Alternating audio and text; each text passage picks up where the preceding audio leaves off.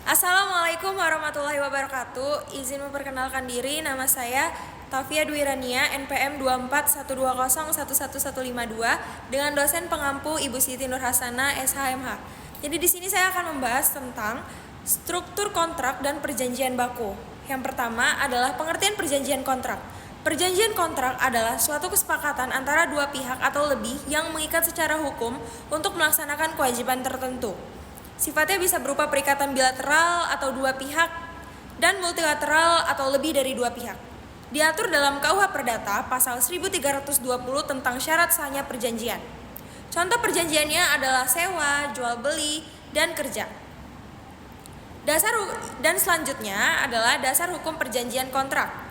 Diatur dalam pasal 1320 KUH Perdata, syarat sahnya perjanjian, yakni sepakat cakapan objek tertentu sebab yang halal. Pasal 1338 ayat 1 KUH Perdata, semua perjanjian sah berlaku sebagai undang-undang bagi para pihak. Asas kebebasan berkontrak dan asas itikat baik. Pasal 1338 ayat 3. Dan selanjutnya adalah pengertian perjanjian baku.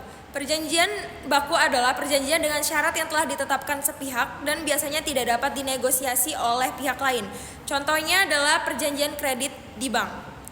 Umum pada transaksi antara pelaku usaha dan konsumen atau kontrak adhesi.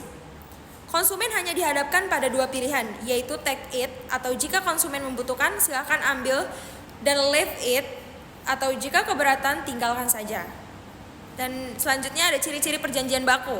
Yang pertama, syarat ditentukan sepihak oleh penyedia jasa atau produk. Dan yang kedua, formulir standar tanpa ruang tawar dari konsumen, biasanya take it or leave it. Dan yang selanjutnya adalah klausula baku atau eksonerasi. Klausula eksonerasi adalah syarat yang secara khusus membebaskan pengusaha dari tanggung jawab terhadap akibat yang merugikan yang timbul dari pelaksanaan perjanjian.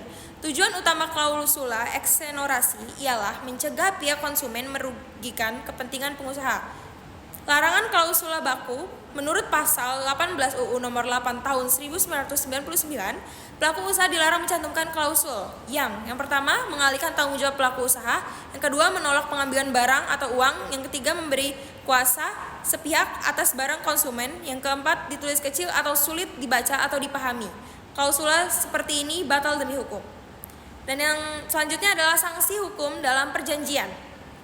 Perjanjian yang tidak memenuhi syarat pasal 1320 KUH Perdata batal demi hukum dan tidak memiliki kekuatan mengikat. Prestasinya, pelanggaran kewajiban dalam perjanjian dapat berakibat ganti rugi atau pemutusan hubungan kontraktual. Dan selanjutnya pasal 1338 KUH Perdata menegaskan bahwa perjanjian harus dilaksanakan dengan itikat baik. Dan yang terakhir, pengadilan dapat membatalkan perjanjian yang cacat hukum, menyatakan perjanjian tidak berlaku atau memerintahkan ganti rugi. Dan selanjutnya yang terakhir adalah kesimpulan. Perjanjian kontrak dibuat atas dasar kesepakatan dengan syarat sah yang diatur oleh KUH Perdata.